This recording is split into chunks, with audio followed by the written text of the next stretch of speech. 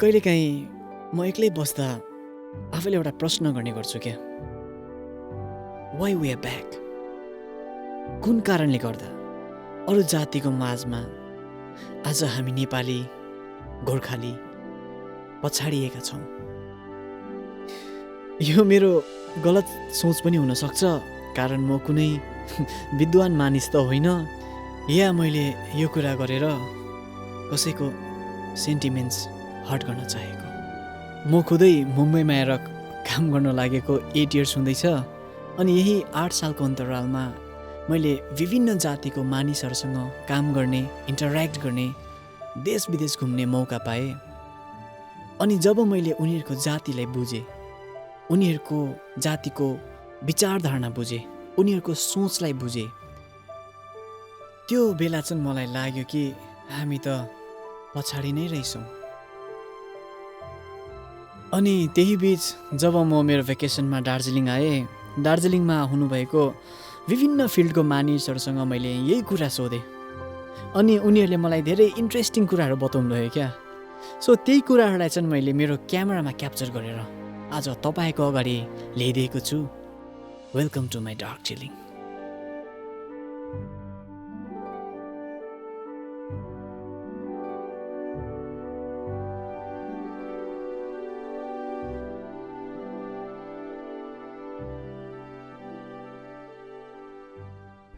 मलाई चाहिँ कस्तो लाग्छ भने एउटा सम्पूर्ण जाति त्यसै बनिँदैन।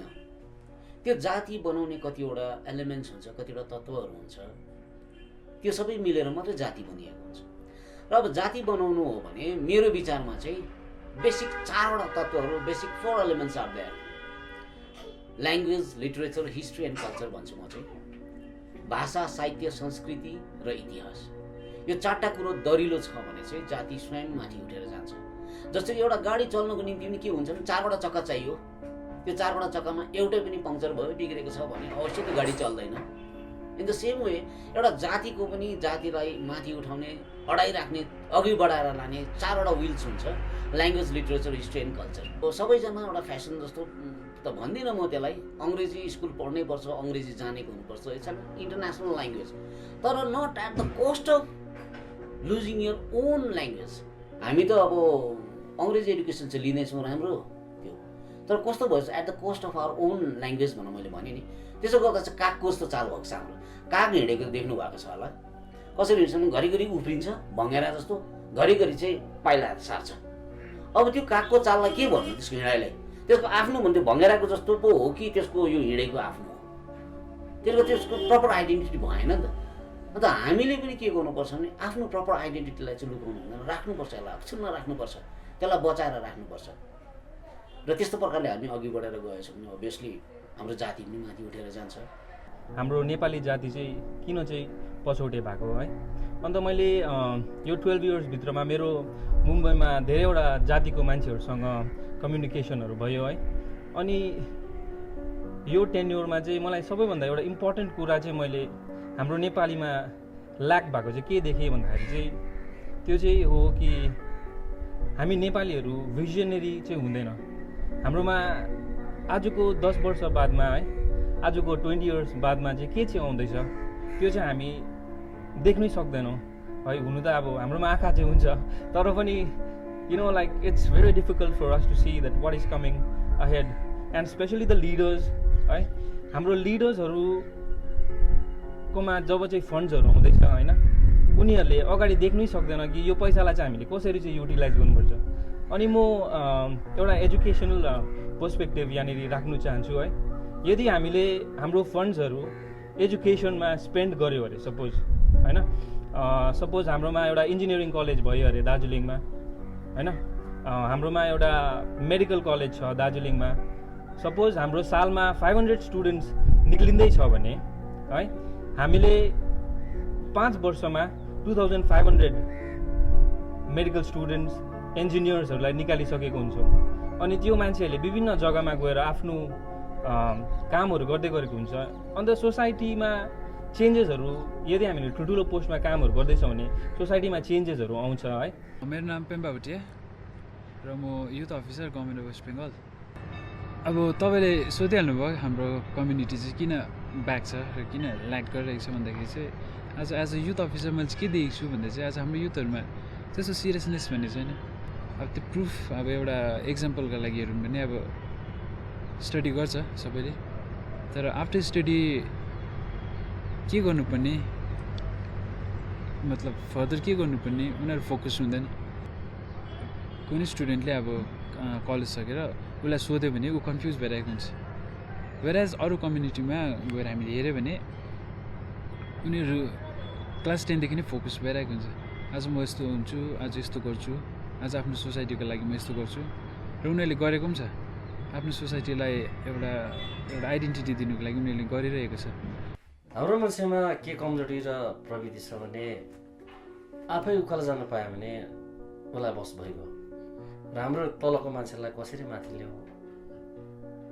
त्यो मान्छे जतिसुकै ट्यालेन्टेड होस्, जतिसुकै जेसुकै होस्, त्यो मान्छे उसले कहिले पनि उसलाई फर्केर हेर्दैन।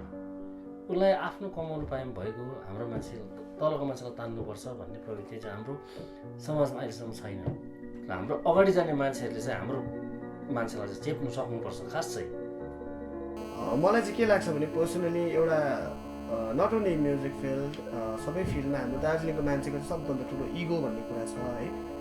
सो एउटा कुनै पनि फिल्डमा अलिकति फर्स्ट लेभल सेकेन्ड लेभलमै पुग्यो भने पनि एउटा इगो म चाहिँ अब म नै हो, मैले नै गरिरहेको छु भन्ने खालको एउटा सोचाइ छ हाम्रो दार्जिलिङको मान्छेको। त्यो सोचाइ राखेर चाहिँ हामी कहिले पनि पुग्नु सक्दैन। अब नेसनल लेभल त छ, इन्टरनेसनल त छोडौँ, अब नेसनल लेभल पुग्नु पनि सक्दैन। So what I want to suggest is जे पनि ज्ञानहरू आफूमा छ, म्युजिकली भयो, स्पोर्ट्समा भयो, जे पनि छ, त्यो चाहिँ ज्ञान चाहिँ बरु बाँडेर हिँडौँ है। आफूभन्दा जुनियर्सहरूलाई सिकाउँ। अझै त्यसो गरेर ज्ञान बाँडेर हिँड्यो भने अन्त आफ्नै खुट्टा पक्रेर आफ्नो जुनियर्सहरू पनि अगाडि बढ्नु सक्छ।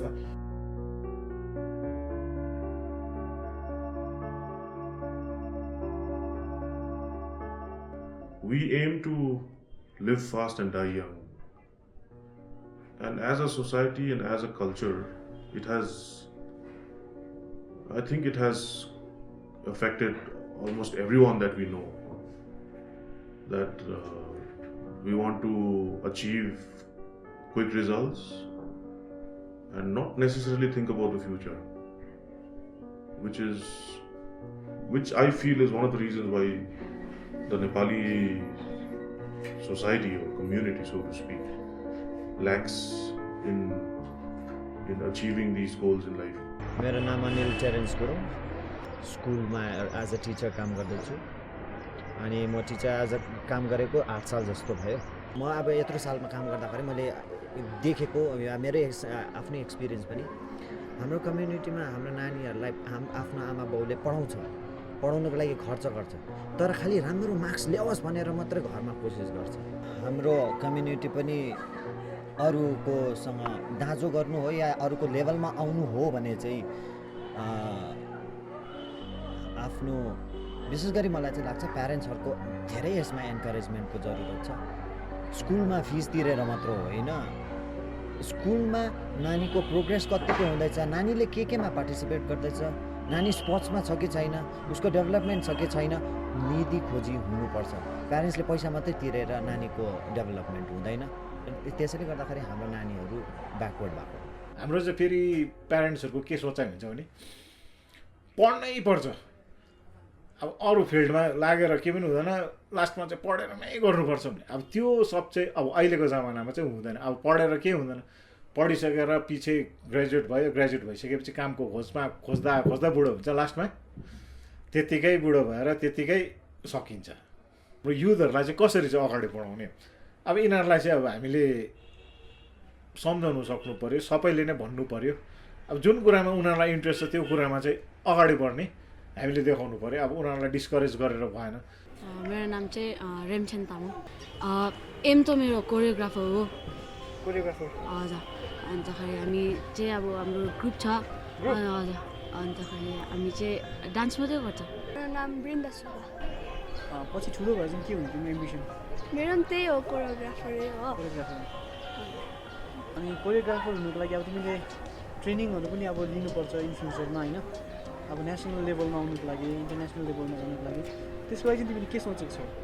अब त्यसको लागि चाहिँ अब म जति प्रोग्रामहरू हुन्छ होइन त्यसमा चाहिँ पुरा जान्छु हो। अन्त अब राम्रो पनि गर्छु होइन। त्यहाँबाट अब त्यतिकै म चाहिँ अघि बढ्न चाहन्छु। अनि प्यारेन्ट्सहरू खुसी छ तिमी डान्स गर्छौ?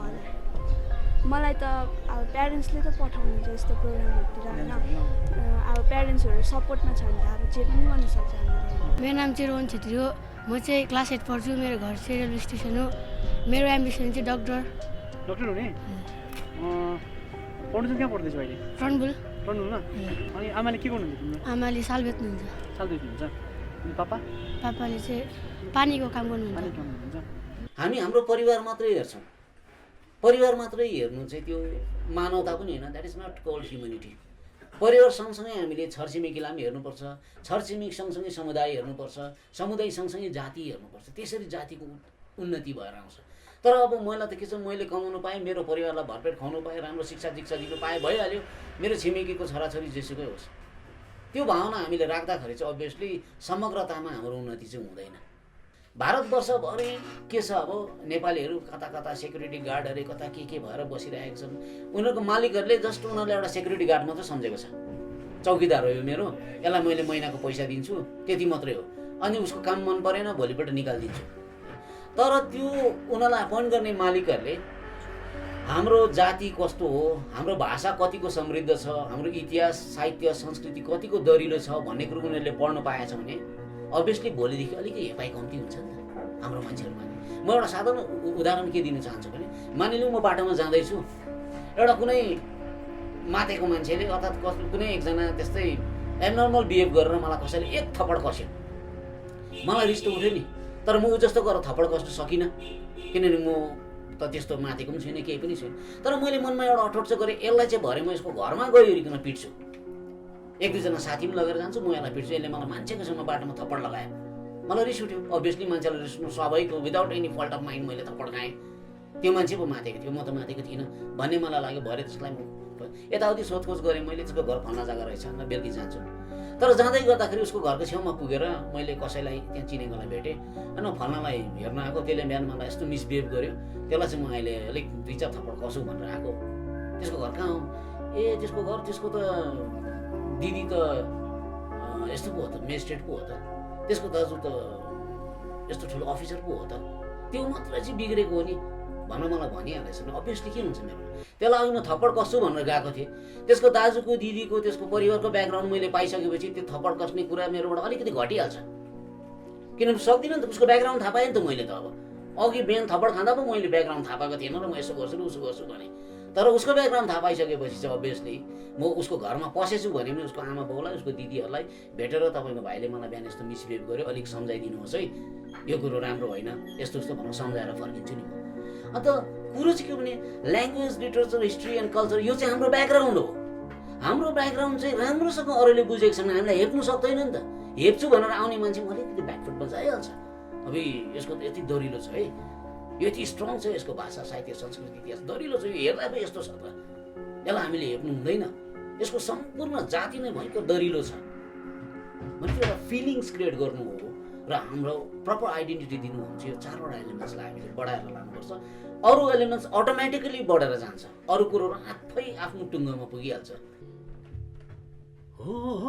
लौ त तपाईँहरूले सुनिहाल्नुभयो कुन कारणहरूले गर्दा चाहिँ आज हाम्रो जाति पछाडिएको रहेछ अन्य जातिको माझमा। सोच्नुहोस्, विचार्नुहोस्, यदि तपाईँ आफ्नो जातिलाई साँच्चै नै माया गर्नुहुन्छ भने। म त ल है तपाईँको हातमा छोड्दैछु मेरो यो माई डार्क जेलिङ।